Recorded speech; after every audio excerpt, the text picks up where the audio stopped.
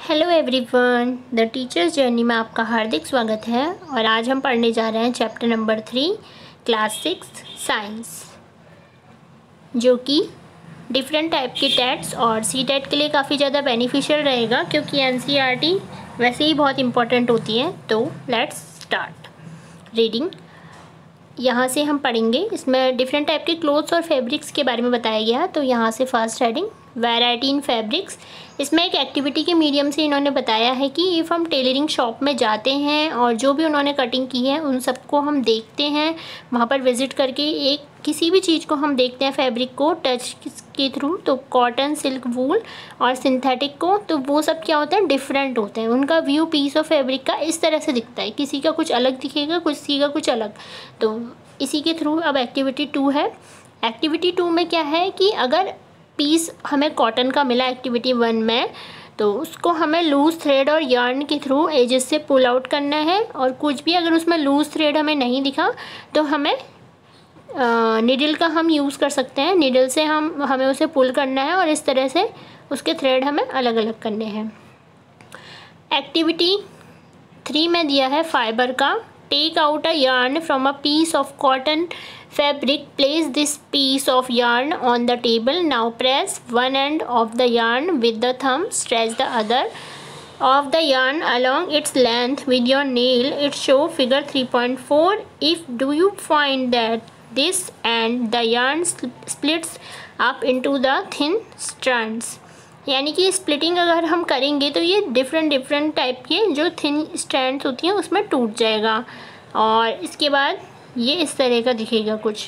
ठीक है, अब नेक्स्ट में you might have observe that something similar when you try to thread a needle many a times the end of the thread is separated into few thin strands.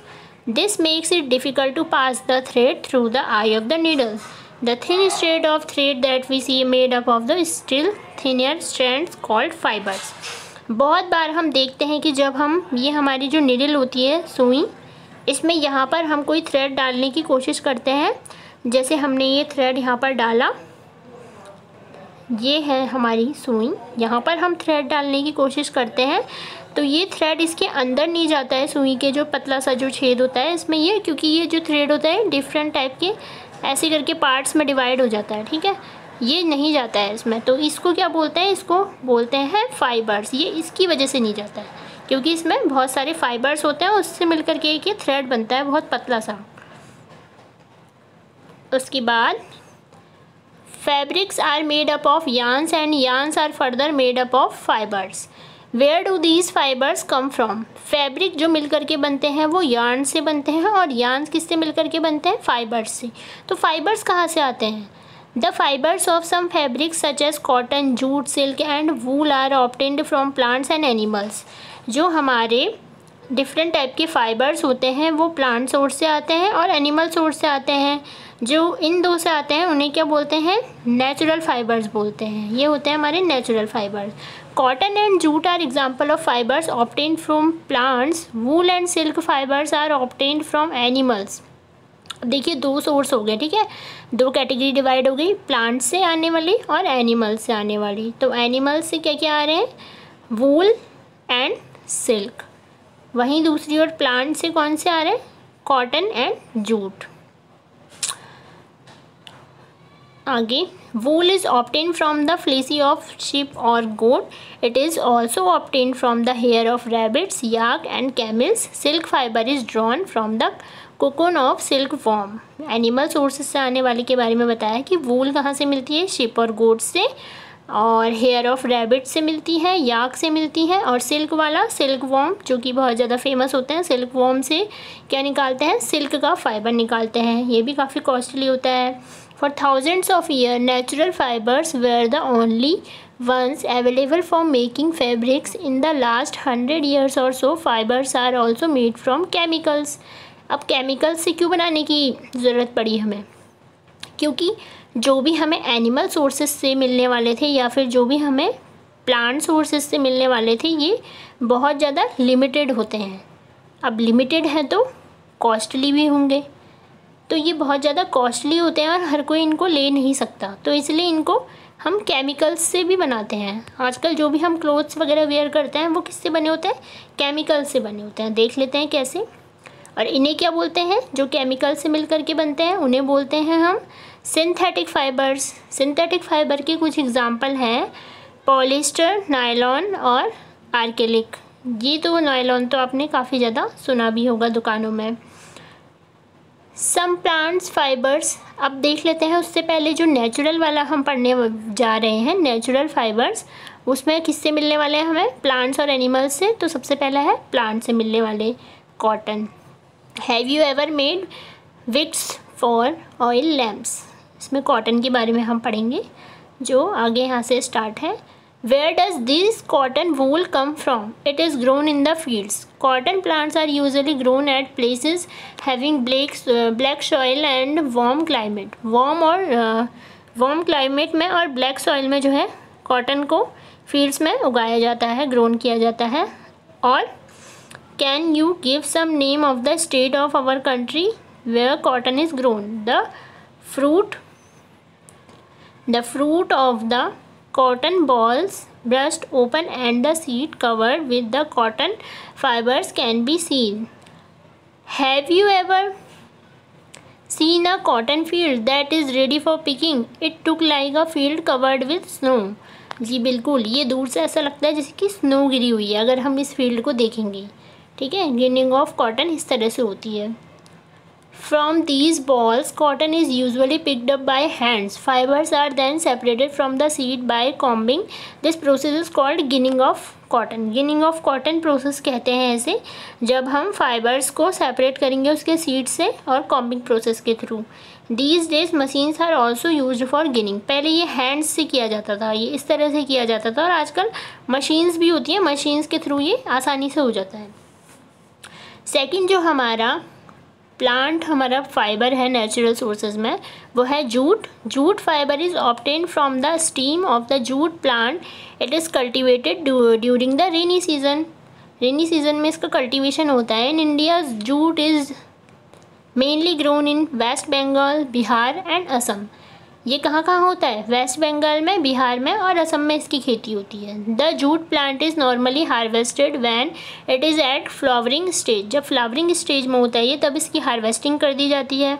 The stems of the harvest plants are immersed in the water for a few days. The stems, root and fibres are separated by hands. इसको भी hand से separate किया जाता है। अब यहाँ पर ये यार्न बन रहा है कॉटन का यार्न बन रहा है हैंड से। अब है spinning cotton yarn. Spinning cotton yarn यहाँ पर एक एक्टिविटी दी गई है इसके लिए। Hold some cotton wool in one hand, pinch some cotton between the thumb and four finger in the other hand. Now gently start pulling the cotton while continuously twisting the fibres. Are you able to make a yarn? Yes, जो ये इसी तरह का है जिसे हम क्या करते हैं, दिए के लिए एक बत्ती बनाते हैं, तो ये उसी टाइप का है कि स्पिनिंग करते करते हमने क्या बना दिया, यार्न बना दिया। The process of making yarn from fibres is called spinning. This process fibres from a mass of cotton wool are drawn out and twisted. This brings the fibre together to form a yarn. A simple device is used for spinning is a hand spindle. Hand spindle बोलते हैं उस device को जिससे ये काम किया जाता है। Also called takli. Another hand operated device used for spinning is चरखा। चरखा भी यूज़ करते हैं, टकली भी। And use of चरखा was popularized by Mahatma Gandhi as a part of independence movement। Independence movement के दौरान महात्मा गांधी ने भी सूत काट करके चरखे के सूत काट करके उससे बने हुए कपड़े ही वो पहनते थे और ये एक बहुत बड़ा मूवमेंट भी उन्होंने चलाया था स्वदेशी अपनाओ के लिए। He encouraged people to wear, जैसा कि यहाँ पे लिखा है, clothes made by homespun yarn termed as khadi and the spun imported clothes made in the mills of Britain to popularize and promote khadi. The government of India constituted a body called Khadi and Village Industries Commission in 1956. 1956 में क्या किया government ने? Establishment किया village industries commission का। क्यों किया था? क्योंकि ब्रिटेन की जो मेल्स था उनका इन्हें क्या कर रहे थे, ये अपोज कर रहे थे, ठीक है। वो इनको ये वाले कपड़े नहीं पहनने हैं, जबकि हमारे इंडिया में बनने वाले ही कपड़े पहनने हैं। वो कैसे होते थे, खादी के कपड़े, और वो बनते कैसे थे, इस चरखे में सूत काट के बनते थे। अब next, yarn to fabric. Yarn से फैब्रिक बनने के लिए क्या किया जाता है, 2 प्रोसेस होती है इसकी मेन। फर्स्ट है weaving. In activity 2 you might have noticed that a fabric is made up of 2 sets of yarn arranged together. The process is arranging of 2 sets of yarn together to make a fabric is called weaving. Let us try to weave some paper strips. और second होती है knitting. यहाँ पर ये activity के through दिखाया गया है कि किस तरह से वीविंग ऑफ पेपर स्ट्रिप्स हो रही है। ये भी आप घर में कर सकते हैं। ये क्राफ्ट का वर्क हो रहा है, वैसे बेसिकली क्राफ्ट हम इससे बनाते हैं। अब जो सेकंड प्रोसेस है knitting, यहाँ पर कुछ इंपॉर्टेंट दिया हुआ है। In a similar manner 2 sets of yarn are woven to make a fabric. The yarns are much thinner than our paper strips. Of course, weaving of fabric is done on looms. The looms are either hand operated or power operated. ये बहुत ज़्यादा, जो हमने paper की strips ली वो तो बहुत ज़्यादा मोटी होती हैं, जबकि ये जो होता है ये यार्न के लिए बहुत पतले पतले स्ट्रिप्स होते हैं, तो इनके थ्रू ऐसे करते हैं। अब इसको इस तरह से करने के लिए क्या होती है, मशीन्स का यूज़ होता है, और इन्हें क्या बोलते हैं, लूम्स बोलते हैं। लूम्स बोलते हैं, लूम्स के थ्रू ये होती हैं। Knitting. Have you ever noticed how sweater are knitted. Sweater को कैसे निट किया जाता है,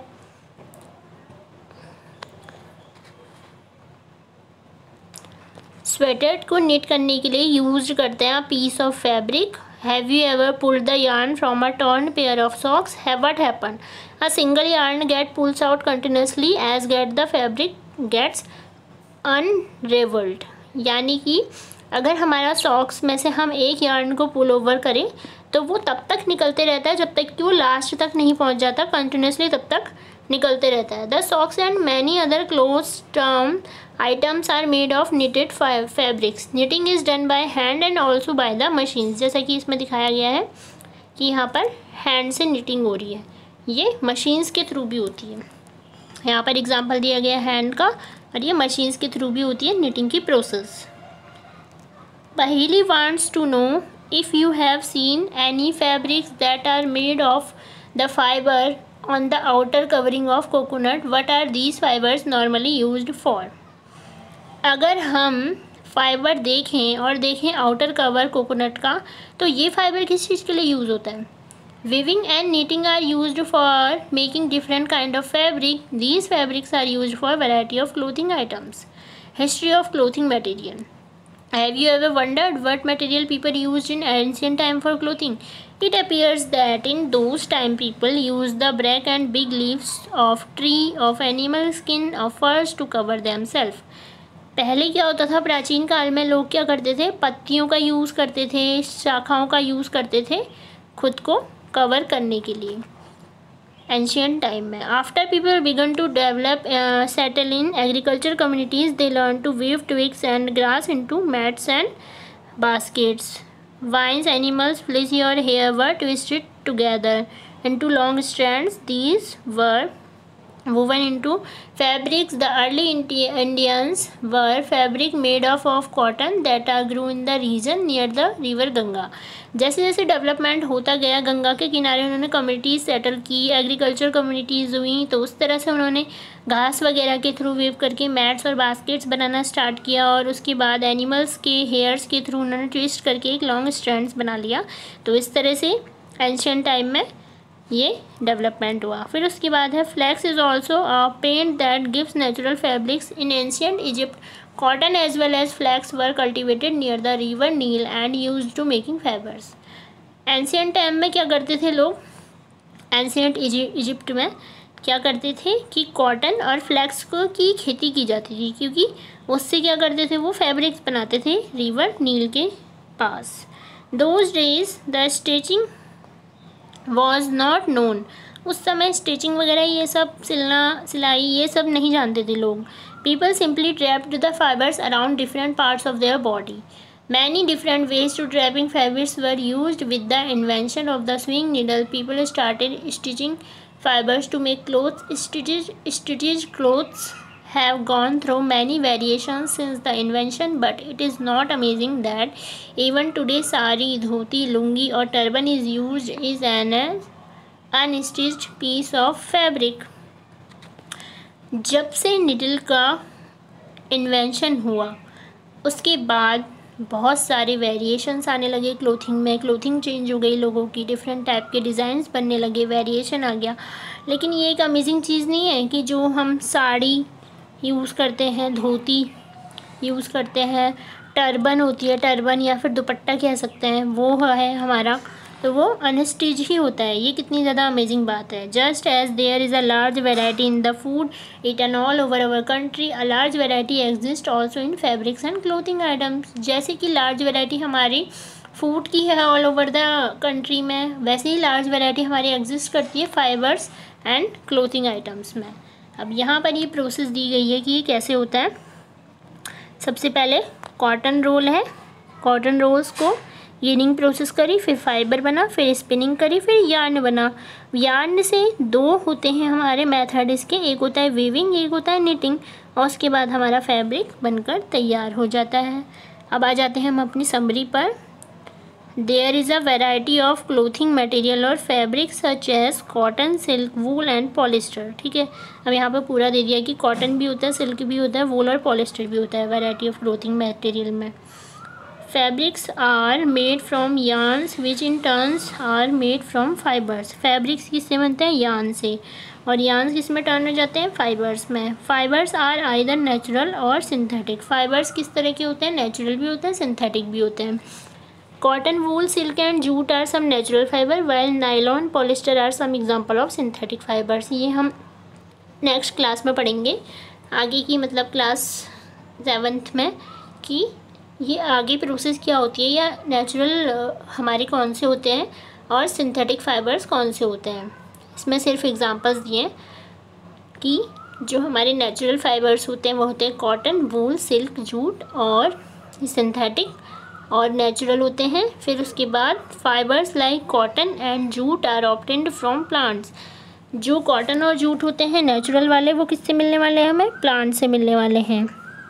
और जो हमारे हम बनाते हैं उनको क्या बोलते हैं? वो केमिकल्स से मिलते हैं, वो होते हैं हमारे बनाए गए या synthetic fibres. The process of making yarn from fibres is called spinning. Spinning process क्या होती है? यार्न बनाने के लिए फाइबर्स से। Fabric from yarn is made by weaving और निटिंग। फैब्रिक यार्न से बनाने के लिए दो होती हैं हमारे मेथड, एक वीविंग और एक निटिंग। तो यहीं पर हो जाता है ये हमारा चैप्टर कंप्लीट। अब आप कमेंट सेक्शन में बताइए कि आपको आगे कौन सा चैप्टर चाहिए। वैसे हम ये सीरीज़ जो चला रहे हैं, ये सीरीज़ हमारी चल रही है, इसमें हमने 3rd चैप्टर करा है, और आगे भी ये सीरीज़ इसी तरह से चलती रहेगी, जिसमें हम चैप्टर करेंगे और इम्पॉर्टेंट टर्म्स को समझेंगे। और जी हाँ, इसके MCQ सीरीज़ भी चल रही है। हर टॉपिक के बाद, हर चैप्टर के बाद हम क्या करते हैं? उसके MCQs करते हैं। तो MCQ सीरीज़ पर जा कर के आप देखिए कि अगर आपने ये चैप्टर पढ़ा है तो आपके कितने क्वेश्चन करेक्ट होते हैं और कितने रॉन्ग होते हैं, और नीचे कमेंट सेक्शन में अपना स्कोर शेयर कीजिए। Thank you and have a nice day.